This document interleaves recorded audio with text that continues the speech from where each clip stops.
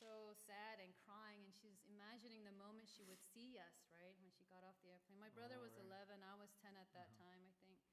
And she was like ready to cry when she saw us and hug us, right? But when she came out and she was like, "Where's Mark? Where's Tomoko?" And she was so shocked to see us both chubby. And she forgot to cry, is what my mom said. She was more concerned, and she's like, "Oh my goodness." And that's why she put us into swimming and tennis. You remember that? I remember that. That's what it was. That's the reason. Okay. Well, in closing, Mom, she liked flowers, and I think this dress, you and Mom sewn together. So we had my mom and I briefly learned from a Japanese teacher how to sew and quilt, and I made this dress. I can't remember when exactly, but sometime around high school and college. Yeah. So I just wore this to kind of commemorate my mother. She loved flowers, and it's got floral print. And your shirt. This one, this was my senior year high school graduation. Same shirt, 30 years ago. For him, so. 30 years ago. So. We just wanted to make it a little extra special by wearing floral today. Okay, well, now pass it to Tomoko for her memories, spiritual aspects, and her teachings. Yes. So I wrote mine down. It's just easier for me to read because I know I'm going to just start crying. So, yeah. I told my brother to do the whole eulogy because I knew I was going to start crying, but he said he would read it if I became too emotional. Losing my mother has been the hardest thing that has happened to me in my life. And you might ask, but even harder than child labor. Giving birth and stuff. But my mother was everything to me. She was my confidant, my best friend, my biggest cheerleader, my advisor and counselor and supporter. The Bible says of God that we love him because he first loved us in 1 John 4:19. It's the same with our parents. My parents loved us, all of us, our shortcomings, our tardiness. I was always late to things that drove my mom mad. Late to school. My stubbornness. She tried to teach me how to cook, but I always wanted to do it my way instead of learning her way. But I could understand God's agape love for us because of my parents' unconditional love for me and my brother. That was the greatest gift my mother has given me. When my mother was in her youth, she shared how she loved reading books, especially the classics. She specifically mentioned about Nietzsche and Tolstoy and Dostoevsky. She became a very philosophical thinker. Her family in South Korea did not practice any particular religion, but her grandfather was a Confucianist.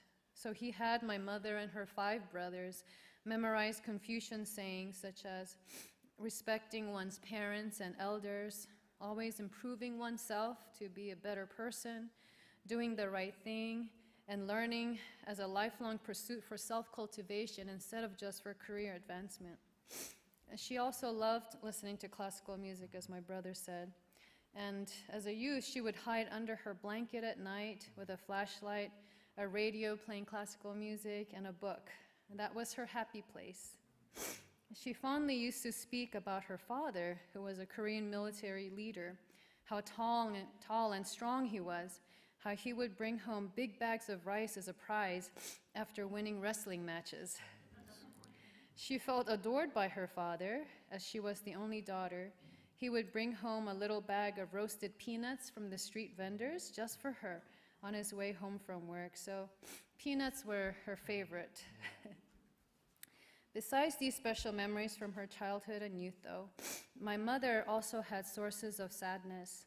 As she was born in 1945 at the end of World War II, Korea experienced a brief euphoric liberation from the Japanese occupation, but also suffered the devastating division of the nation into North and South Korea in the years to come, with poverty all around her. Her older brother was also crippled when he was still a young boy, causing him to eventually pass away in his 20s. So I remember my mom, she would talk about him and cry. Through these experiences, she realized how fragile and pitiful human life was, which I think aroused in her a sense of compassion and deep understanding for the value of life. Eventually, my mother moved to Guam, where her younger brother, Pongir, was working, and my dad, and the rest is history. My mother liked to say that she considered herself a very cosmopolitan woman because she could adjust to live anywhere in the world, as she loved all people just the same.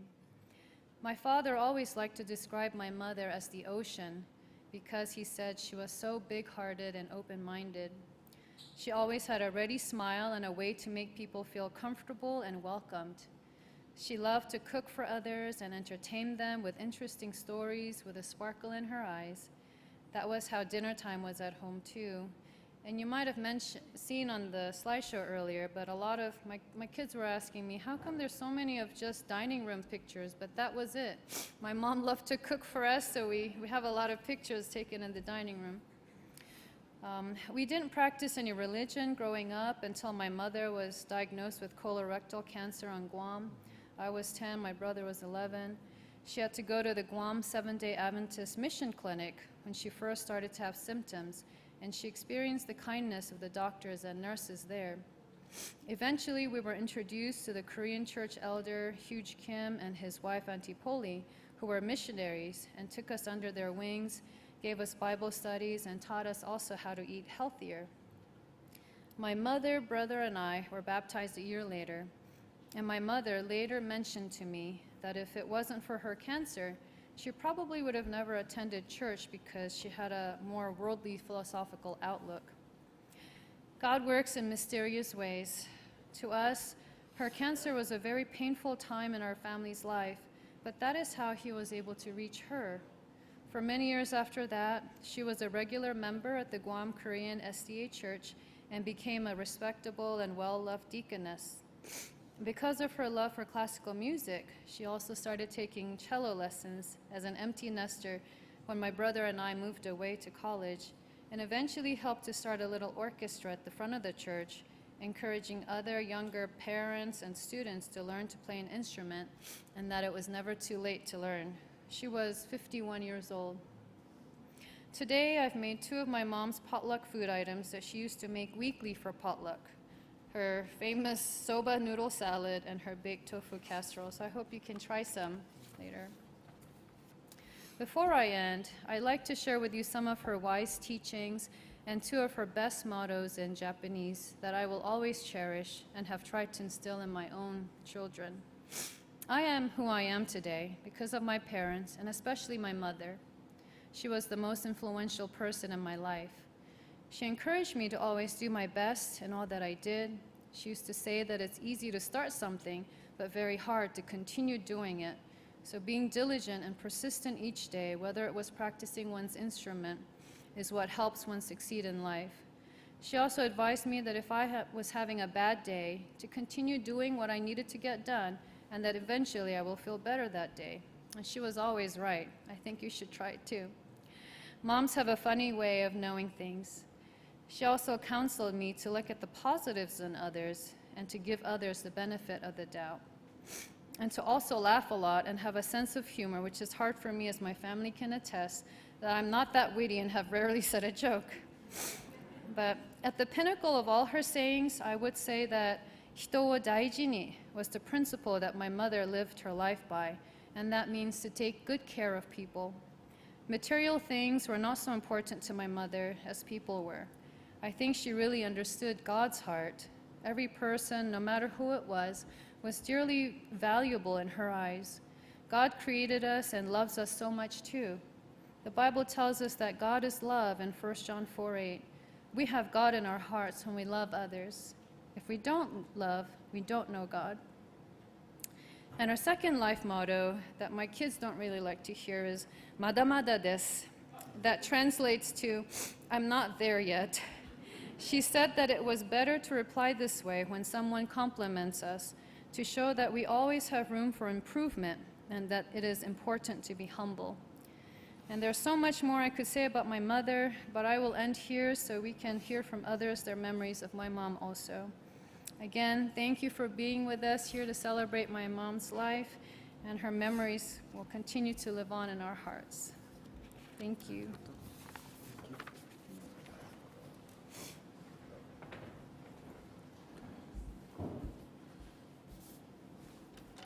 Tomoko, did you say that you were stubborn?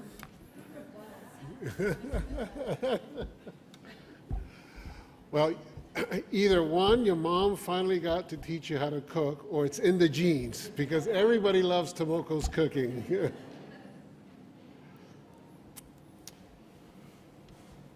You know, orchids, it's one of the largest family of plants in the world.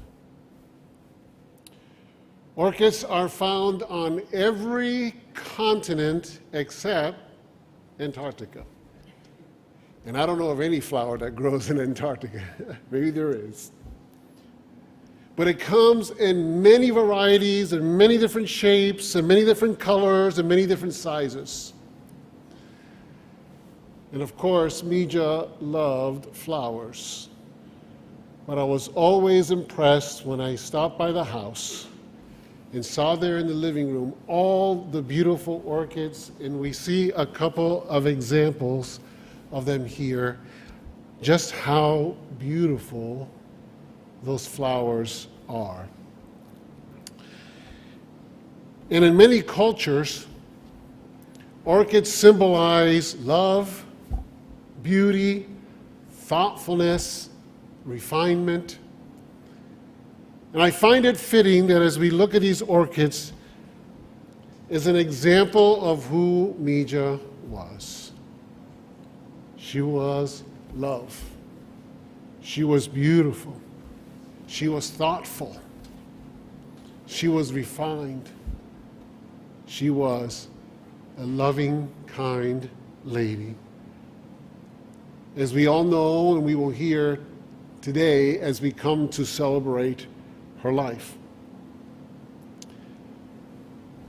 And many people in cultures, reason why they look at those orchids is because they take a lot of attentive care. I know because someone gave us an orchid, and it wasn't long before it wasn't an orchid anymore. But it takes a lot of attentive care. It invests time and kindness to take care of those orchids. And I think it clearly symbolizes the life of Meejua. You know, as she was sharing with me, that it came to a point where it's hard for her to travel long distance. But that the caring of her orchids was like her companion. When others would go on a long trip, caring for that orchid was her part of her companionship. This was Meejua, like that beautiful flower that we see here today. She invested in others. She cared for people. Many stories of people share how she influenced their life or blessed their lives, and again, we will hear about that in a few minutes. But not only she invested in people, she invested in her church. And many times I would come to church and I would find Meejua walking around the church property getting her exercise. And then sometimes when she was done doing that, I'd find her there in the flower beds weeding and taking care of the flowers here at the church. But she also invested not only in taking care of the beauty of the church, but sharing her music. And of course, she did it for one last time, just a few weeks ago. She was determined that she wanted to do this for the church. But she invested not only in others, not only in the church, but she invested in God, in her connection with God. Beautiful flowers, it says, leave their fragrance behind. Beautiful lives leave their love behind. Now, Meejua's journey has ended here on this earth. Her beautiful life has left love example of caring and kindness to us. But today, you and I are still here. Our journey has not ended. We are still moving forward, listening to these advices as we heard Meejua would give, but also the bigger questions in life. And I want to invite you today to consider this question. Was Meejua's life meaningful or meaningless? Was her love fading or is her love enduring? You know, Solomon expressed it this way in Ecclesiastes as he started the book, I have seen all the things that are done under the sun, all of them are meaningless, a chasing after the wind. Later on in the same book, in chapter 9 of Ecclesiastes, verse 5, Solomon said, for the living know that they will die, but the dead know nothing. And they have no more reward, for the memory of them is forgotten. You know, in the program, often in funerals, we talk about that her love lives in us.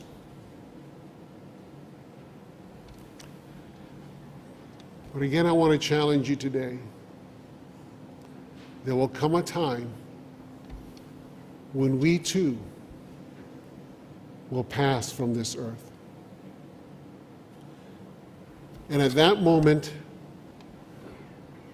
the memories of Meejua will also fade.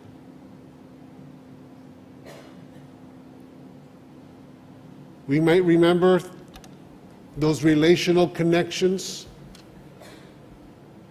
but when we all pass, and all those who love Meejua and felt her love and felt her expression and had those tears and had those laughs together, when we pass, all that will be left will be pictures and someone's description. No relational connection. And so I invite you to consider this choice. Either Meejua's love is fading,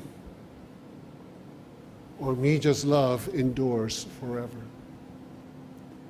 That's the choice that is left to you and me as we honor her life, that she loved God. And so I want to tell you about Meejua's hope.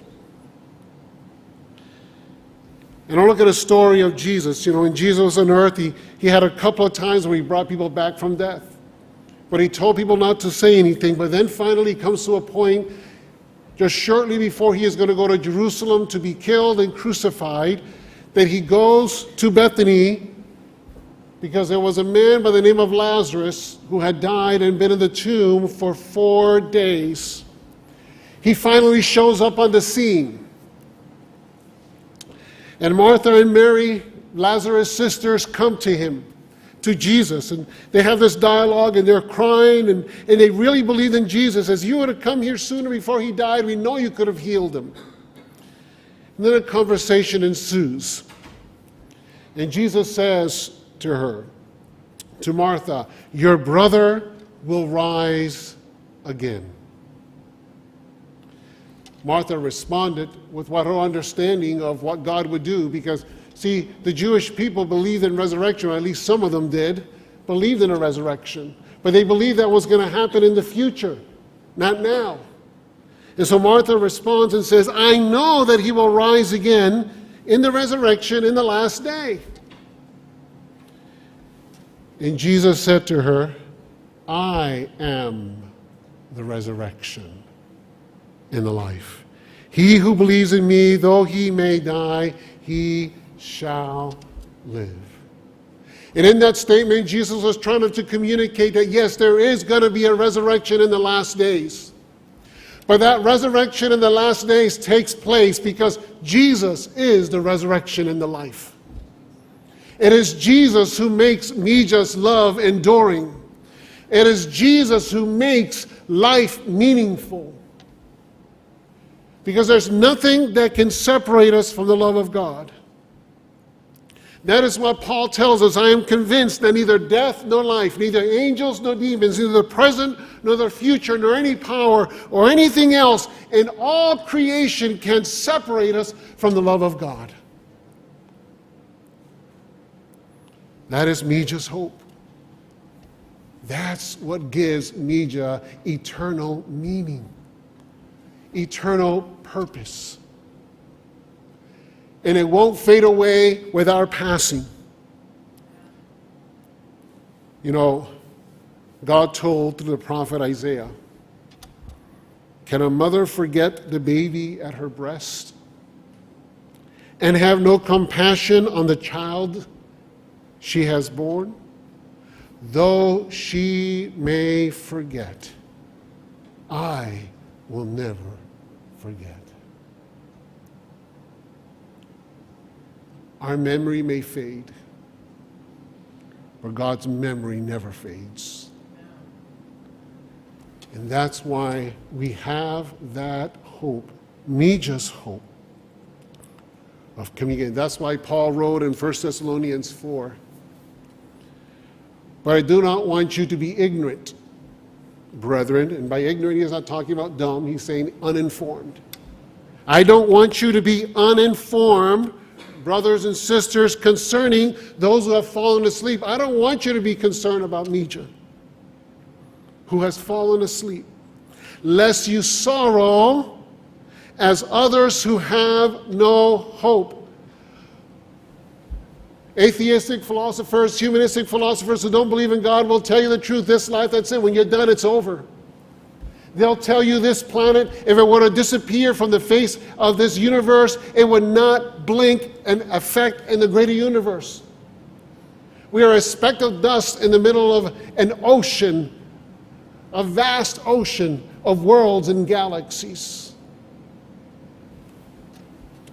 But it was to this planet that God became a human being, so that our life is not meaningless, so our life is not purposeful, so that death is not the end, it is not hopeless.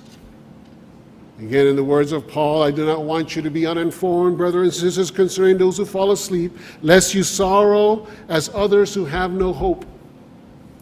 For if we believe that Jesus died and rose again, even so God will bring with him those who sleep in Jesus. Meejua's journey on this earth has ended, and we're here to celebrate that life.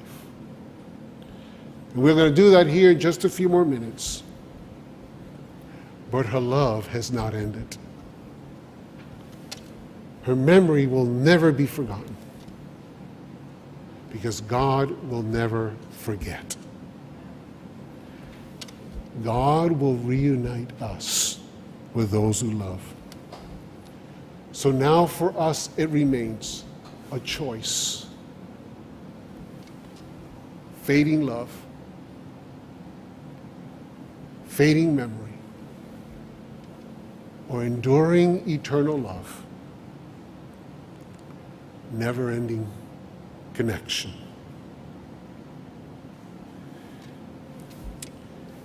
You know, one of the things that they describe orchids is they're called some sleeping orchids,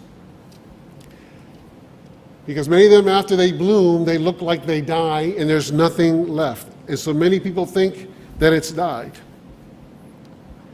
but it's not.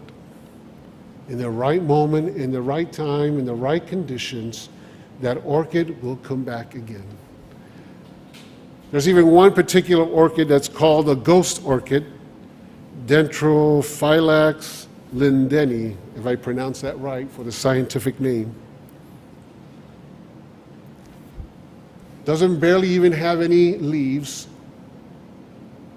but in the right conditions, it flowers.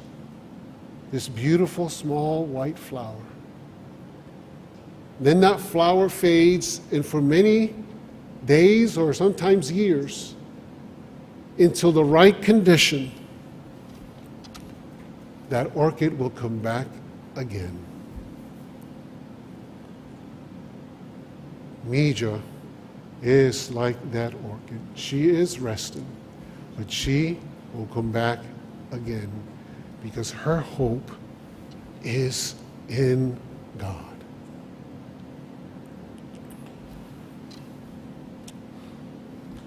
So Meejua has fought the good fight. She has finished her race. She has kept the faith. Now there is in store for her the crown of righteousness, which the Lord, the righteous judge, will award to her on that day. And not only to her, but to all who have longed for Jesus appearing. And in the words, when the thought of Meejua, my invitation to you is to think about it. Eternal love or fading love. Lasting forever, memories that return that are never lost. And so our choice today, is it goodbye or is it see you later?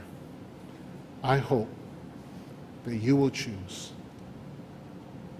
see you later until the resurrection morning. God gives the flower its season, its beauty, and its place in the sun. And when the bloom has faded, he does not forget the flower. Neither does he forget his children.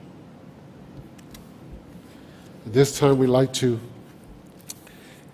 invite you the opportunity to give your tributes, to celebrate the life that Meejua was and is and will be forever.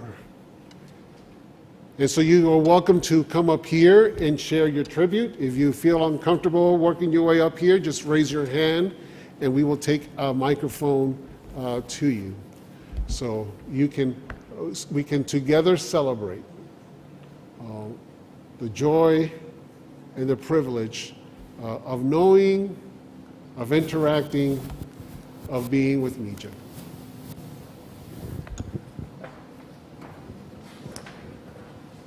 When Meejua and I first met, we discovered that we had a love for flowers. And she had a vision that she would like to put 2 flower pots on either side of the door of the foyer here. So we went off to our favorite place to buy flowers. We went to Stanley's nursery and we made many trips back. But we were always looking for that perfect formula to go into a pot. It's the thriller, the filler, and the spiller. So as soon as we could manage to find those plants, then we would look around at the other plants and dream about what we wanted to buy. But we would come back to the church and plant them, but it was Meejua that took care of them, and they flourished under her care. And another thing too, she was always, just like her flowers, she took care of those she loved. If you told her you weren't feeling well, you might get a text, and she never wanted credit for it. You might get a text and it says, I left something on your front porch. And so you'd go out and it was soup or something that would nourish you while you were recovering from your cold or whatever it was. And I am going to miss my friend.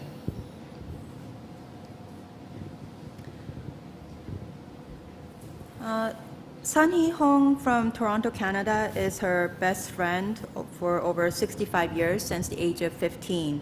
And unfortunately, she is unable to come today, although she really wanted to due to health.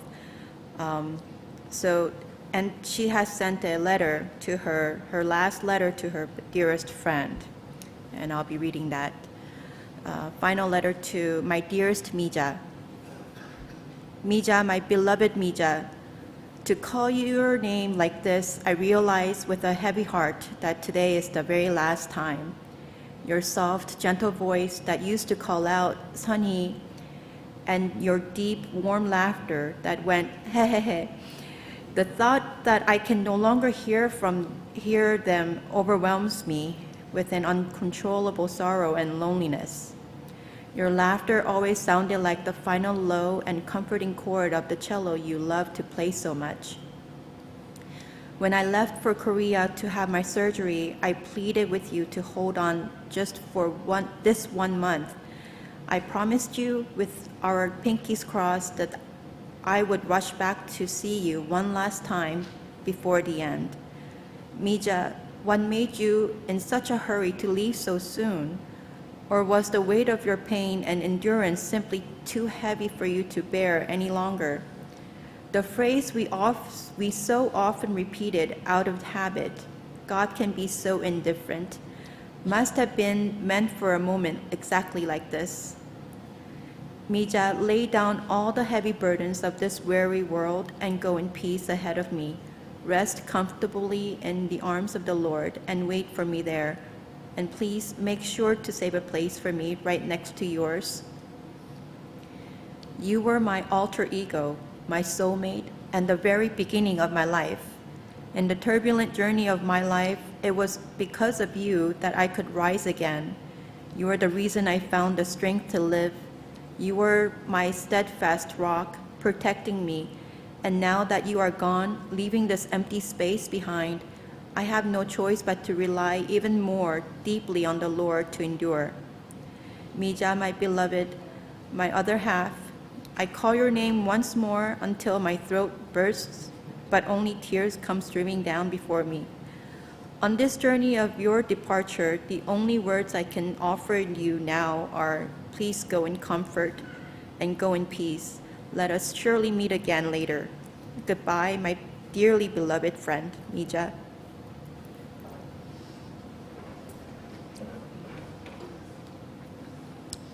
I met Meejua several years ago when she came, and I became one of the deaconesses along with her, and she had such a kind heart. And she was always such a joy to be around. And a few years ago, I got real sick, and the church started a meal train for me. Meejua was the first one, had her husband bring me to the house. She said, "Oh, Kathleen, this will be so good for you." And I was so thrilled, and she was always so kind. She would call me every couple of weeks or so to check to make sure I was all right. And then last year, I got sick again, and Meejua had gotten cancer again. And she contacted me earlier because I missed coming to church for a while because I wasn't doing too good. But she called me, and she came to my house, and she brought me some food. She said that the treatment she was going through, that this food she brought me helped her maintain some strength. And that was so sweet of her while she was going through treatments and struggles and pains herself to think about me. And I appreciated her friendship so much. And when she came a few weeks ago to play her last time, I was so glad that I was here to hear that and to hear her more or less tell the congregation goodbye and that she loved us. And I was one of those that also caught her off the side to tell her, thank her for her friendship. And then I was so glad I got to know her and glad that she was my friend and that she was loved by many.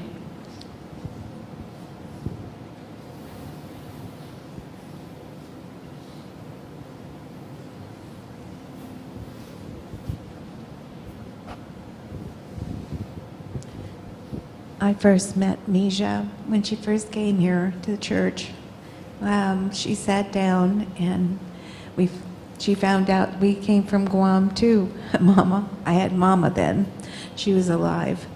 And Mama and her just clicked together. We all did. But do you know Meejua kept every card that anybody sent her throughout the year and made a Christmas tree out of it? the things that was given to her, she kept. And she remembered them, and she had them. She was such an awesome person.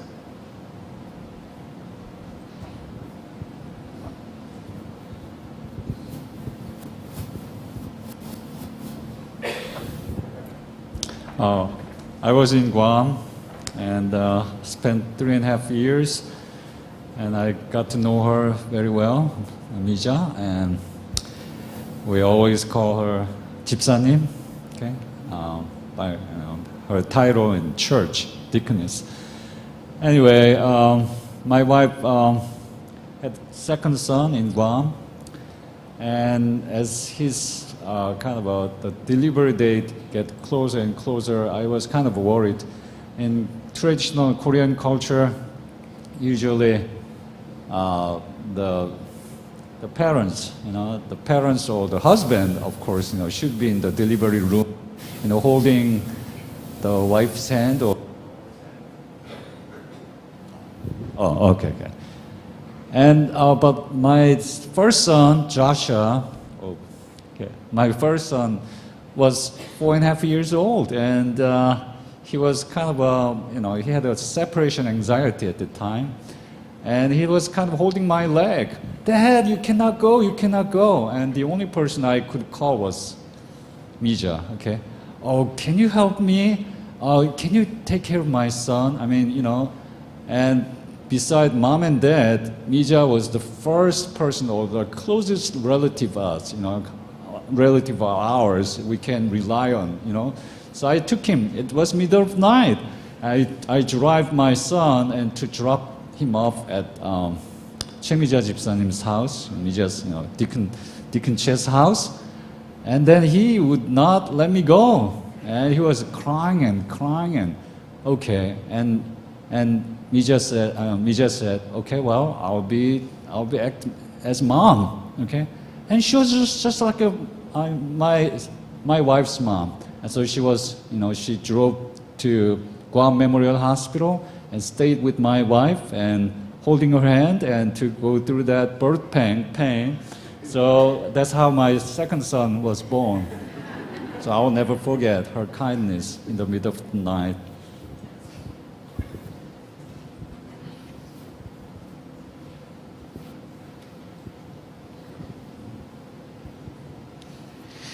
I've got just a couple of anecdotes about Meejua. I often felt she was so appreciative after I would do a song that I could have a one-person fan club.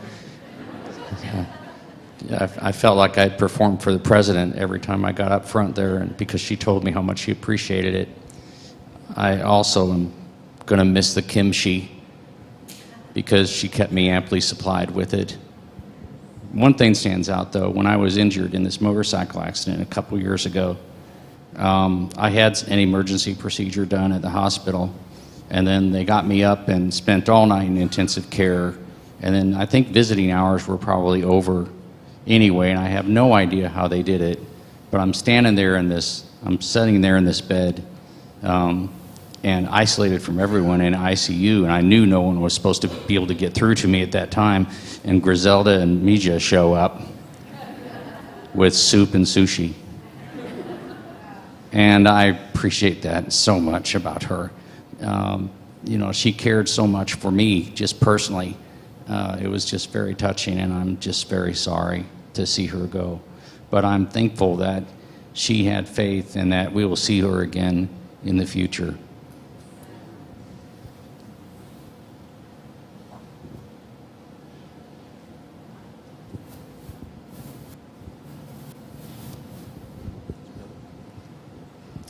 I have to follow that, Bill. When Meejua called me a day before and said, we need to go visit Bill. He's in the hospital. And I said, yes, I know. And she said, but I have to make food for him. So I said, okay, when will you make the food? And she said, in the morning. So I said, okay, I'll go and help you make the food. Besides, I want to learn how to make that. So I thought that it was an easy thing to learn, but I found out no, it's not. To make the sushi rolls, but she had already prepared the filling, the rice, what's it called, the seaweed, and so we made a few sushi rolls, and she had already determined how much she was going to take to Bill. So she took 2 trays of sushi rolls and fruit and some soup, I think she took too. And he was not supposed to eat all that food. But when he saw the food, he just said, "Oh yes, I can." So he ate. And how did we get in there? We don't know how. We just asked, "Where is Bill?" And they said, "He's on this floor," and they let us go in. Kila, I talked to Kila after that, and I said, "Kila, we are here we're with Bill." And she said, "How did you get in? They're not letting me go in." And I said, "I don't know, they just let us come in." I guess they knew that we have food for Bill. So anyway, I don't know if Ash would like to tell your experience. I'm just going to hand you the Thank you, Griselda. I came in late to Meejua's life when I was just on the final years of high school. She welcomed me with open arms.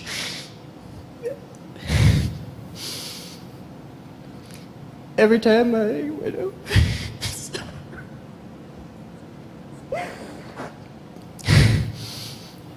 She always spoke so very highly of Tomoko and Mark, always comparing my experiences to them. I always felt so loved.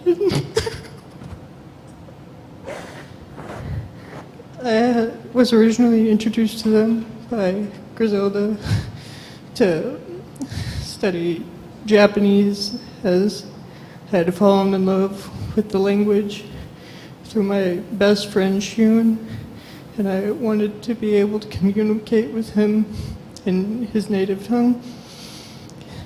And they always, Meejua had always prepared the most wonderful meals, even if I had come to saying if I would have food or not, she would always prepare something, whether it was ginger tea, whether it was ramen, whether it was sushi or rice cakes. She was always had food for me.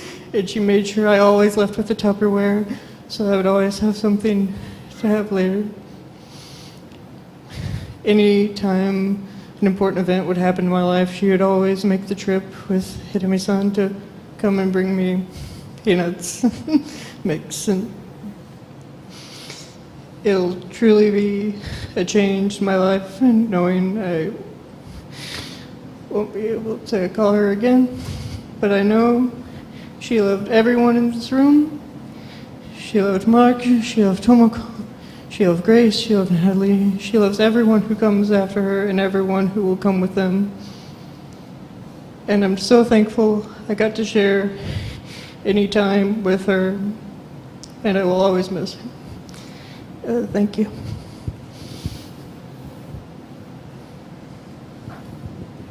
When Billy and I first came to Maryville about 4 years ago, I think we kind of flew under the radar when we first got here. So we were here for several weeks before Meejua, and there was one other person that came up to us, and it's like, wow, she was just so wonderful to welcome us the way that she did. And so kind of fast forward, our son Tim was going to college at the time down in Southern, and he would visit periodically. Well, I don't know if, I have not heard, but Meejua is apparently quite the matchmaker, because she had decided, Hannah had been coming to church here for, I think, about a year or so. And Meejua kept telling me, "Oh, we got to get Tim to meet this girl, Hannah." Well, Hannah also goes to Knoxville, and she's from Jellicoe. So she wasn't here every Sabbath, and they kept missing each other, and Meejua was determined that those two were going to meet. So it took a while, and here in the meantime, Billy and I are hosting all sorts of youth events, which, by the way, were all to try to find where this girl Hannah was. So that the two, and she just happened to never come, but we had some great events for the youth in the church anyway. So long story short, and I just found out just recently, Meejua was determined that these two should meet. Well, there was a Sabbath, and it happened that they were both here, and they had lunch together, and they ended up spending the day together. Meejua made sure that they sat together, and the rest, as you guys know, is history. And I think that is also the legacy of Meejua, that those two should meet. And I just found out recently that Hannah had decided that she was not going to come to Maryville anymore, and that was going to be her last Sabbath here. And Meejua was determined that those two should meet. And they've been married for, what, a year and a half now? So, thank you.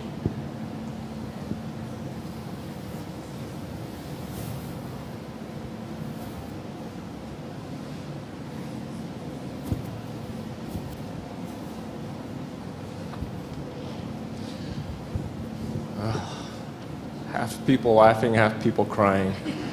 You know, in American culture, there's a lot of mother-in-law jokes, but I never understood it because my mother-in-law, I didn't think I'd cry. My mother-in-law was the most supportive person, like in our marriage. She was always so supportive. I can't say I was a good son-in-law. Sometimes I was, but she was always so supportive, and if Tomoko and I would have disagreements, she was always telling Tomoko, you know, she would help us to reconcile. And I remember there was a time when my face went up on a billboard, and she would tell me about how she would talk to me when she would stop at the stoplight and see my billboard. She was so proud of that. And then when I was on TV, she was so happy about it, she would tell everybody I was on TV. I think I went to Las Vegas on a trip, and we went to a church, and she was telling her brother and sister-in-law that I was on TV and how famous I was. But she was really the most supportive person. Now, she was also very particular.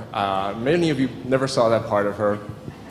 But there was a time when I had a kitchen knife, and when she lived with me, she liked it. It was like a Japanese kitchen knife, and she loved that knife. And as the knife got older, she said, find me another knife. And so I started the journey of finding Japanese kitchen knives, and became very good at buying kitchen knives, only to bring it to her, and she would be like, no, too heavy, too light, too short, too long. I think I bought like 6 kitchen knives before she found one that she liked, and she would keep it and use it. But that particular quality about her is what made her so special too, right? It would bother me at times, it would annoy me, because here I am buying kitchen knife after kitchen knife, but it was also how careful she was and how she cooked for people, how she cared for people. And every time we went on a vacation, we'd go away. And that day, she would cook. And before we came home, she'd come to our house and put all the food in the refrigerator so we wouldn't have to cook when we got home. And, you know, all of us will miss her. I think she touched many lives. And I'm especially thankful because of my mother-in-law, my wife is such a forgiving person. And we've needed it over many years. But she was a wonderful person, and we will all miss her so much. And she always wanted people to get along. That was the thing. And I know so often this world separates people, whether over politics or other things, but she was always about bringing people together. And I hope we can do that as a church, as people. Get over our differences and learn to get along, because that's really what she wanted. And it was most of the time over food. And I just hope all of you have had a chance to be a part of her life. And I know she cared about everyone so deeply.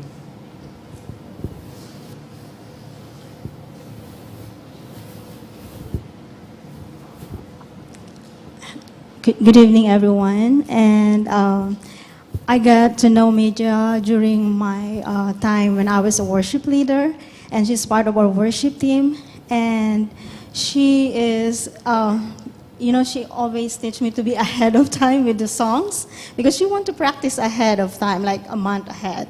So, during we are together doing worship, doing the worship team, I always pick the songs ahead, like a month ahead. And it was like, it helps. I always remember her that to be organized. And also, I always remember her kindness. And since I met her, I think 2018, every Christmas she always called me, Joy, I have something for you and the Filipina ladies. I said, what is that? I said, just a little thing. So whenever I could go there, and she gave this card and then chocolate, stuff like that to all other Filipinas. And so I always give to them. And I always remember, do not buy, she always tell me like, do not buy me gift, okay, only cards. So one time I gave her something for Christmas and she said, I told you, do not buy me things. I said, I did not buy that. I just shared to you because it's from my job and I just want to share to you. And she is, whenever those years, she always have that cheerfulness and encouragement. I always remember that. And even when just like what you guys said, that when she heard you sick, she always cook food. And one time she was like, I make you a miso soup. And I said, oh, that's my favorite. Because that time I was scheduled that week. But then I told her we're going to swap the schedule. And then she said, well, if we can meet, and then I can give you the soup. I said, what soup? I'll make you miso soup. And I was like, wow. And I think for me, she feels like she cares for everyone and she loves everyone. And I'm sure she will always be remembered for that. I would like to say something about Meejua. And it's a little bit hard sometimes to say some things. But Meejua, I have to look down at her, and I'm holding the top, he says. I would look down at her and she'd look up at me, but frankly, I was looking up to her most of the time. Because Meejua, I've traveled a lot. I've seen a lot of people. I've been in many cultures in my life. Meejua was one of those few. And I don't mean that to be disparaging to anybody here, because there's few like this here, who was so close to God and so close to heaven, you felt close because you were near her. That's what I remember about Meejua. Very special, very much in love with God and the people around her. And I hope in some way I can be more like that myself. That's what looking in Meejua, I would see is a beautiful daughter of God.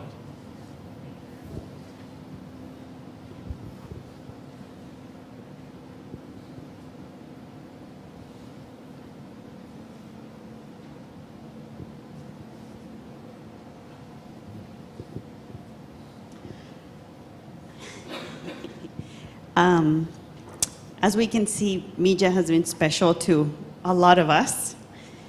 I didn't want to talk because I'm going to cry.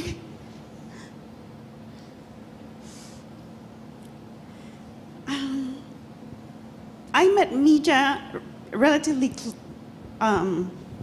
for a short period of time when she got here. But she always had this way of making you feel like she's known you forever. She was very special to our family. She loved our family. She loved my kids, which was very special for me. She was very generous, and she always made you feel like she cared about you. And I've heard that from everybody. I remember one time that she called me and she said, Lori, I have some kimchi for you. Come to my house and get it. And of course I went and I got the kimchi and we enjoyed it at home. And she gave us some Korean or Japanese snacks. Every time she had a chance to give us something, she would. And one thing that I will remember and I'm going to take with me are her hugs. I don't know if you guys have the privilege of having her hugs. They were strong, they were heartfelt, and I'm looking forward to give her a hug again.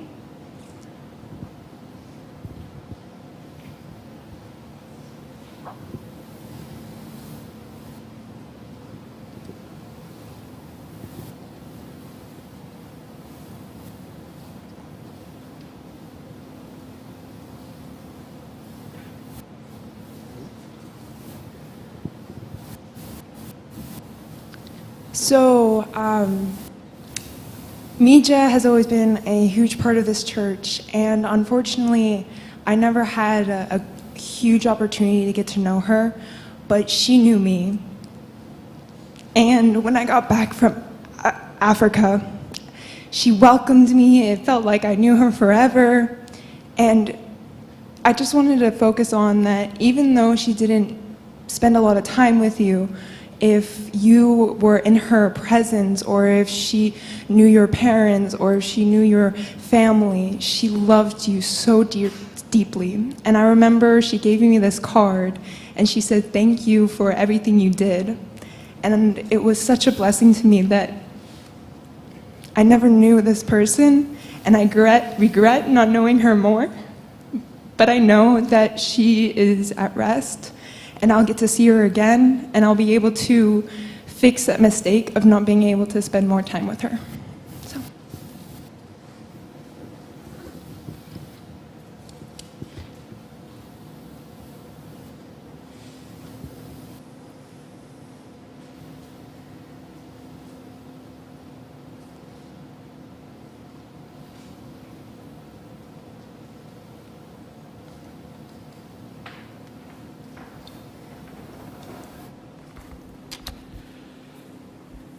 We like to close our time together by singing "Have Thy Own Way." And Caleb will come again, lead us in the song. We invite you to stand.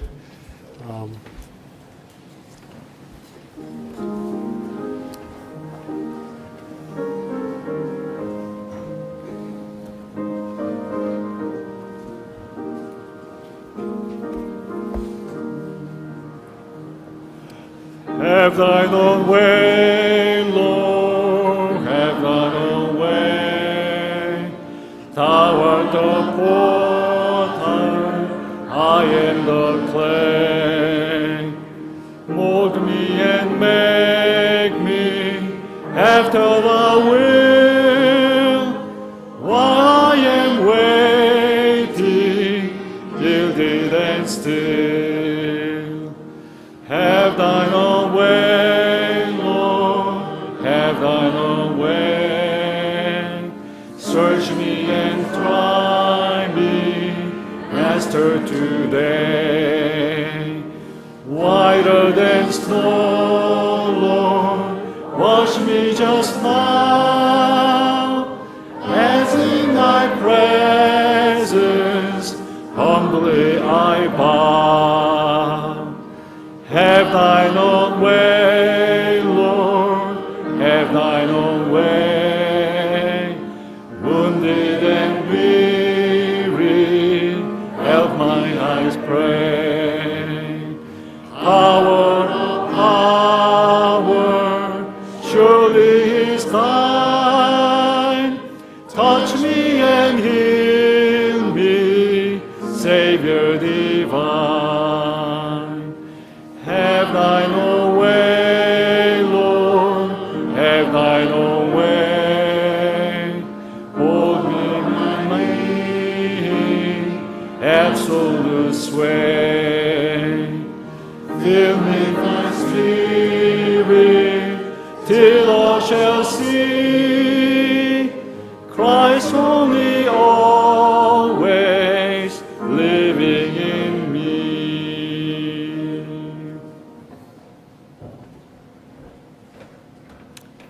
One thought before we pray. Mrs. Arakawa had a wonderful way of always saying thank you immediately.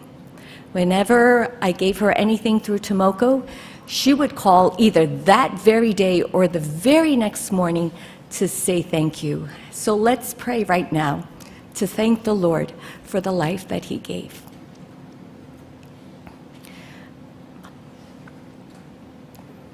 Heavenly Father, we want to praise you for the life that you gave through Mrs. Arakawa. It was a sweet fragrance that spread in our home, in our church, and in our community. And we got to breathe in that fragrance, and it was so precious. And now, Lord, we want to say, like Job did, the Lord giveth, and the Lord taketh away. Blessed be the name of the Lord. And Father, thank you for the life and breath that we have now. May we be your hands and your feet and your mouthpiece, just as Mrs. Arakawa was. And we look forward to that day when we will see her and we will see our loved ones in perfect health, in youth, and with great life in them. And we thank you now for you are with us and you're going to strengthen us to be like Mrs. Arakawa was to all of us. In Jesus' name, amen. We want to thank you all for coming. You may be seated. And I'm going to announce here about her food. I'm going to miss her own version of Chex Mix that she made, that she gave out for Christmas. On behalf of the family, we'd like to thank every one of you for coming. It really means a lot to us that you showed up. Many of you came from very far away. And we're having a meal afterwards, so please stay.